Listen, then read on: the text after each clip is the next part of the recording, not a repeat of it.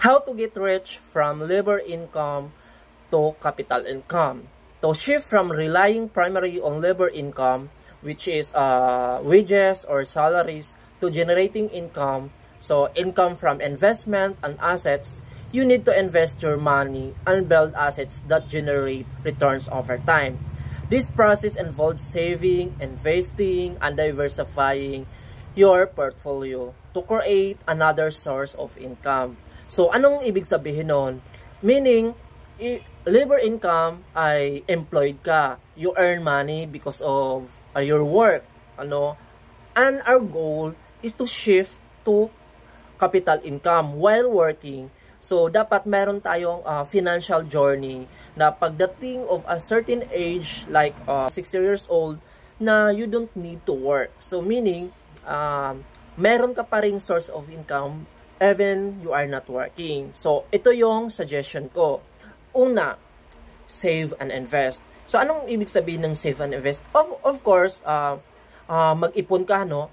But, hindi lang ganun mag-ipon. So, you must create a budget para klaro or makikita natin, mabacktrack natin yung expenses mo. At the same time, ma-allocate din yung savings. No? Merong certain percentage na para sa savings, para sa expenses, para sa mga yung milestone mo sa buhay.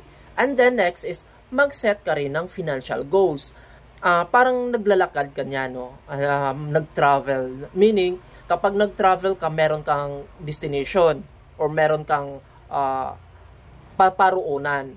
So, same goes with our finances. Na dapat meron kang mag-set ka ng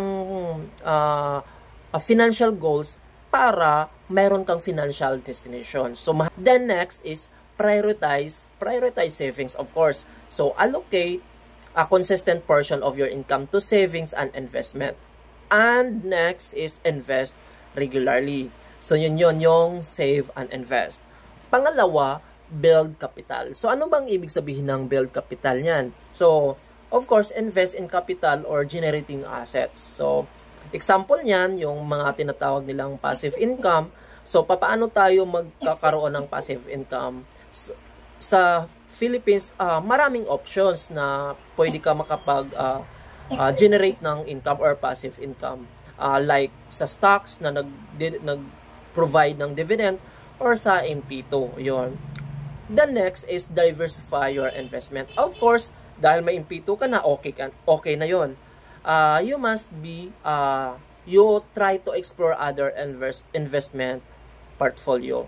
And then, pangatlo is manage your investment. So, paano yun mag-manage ng investment? So, monitor your portfolio, reinvest the dividends and earnings, and seek professional advice. Yun. So, I hope you learn for this vlog.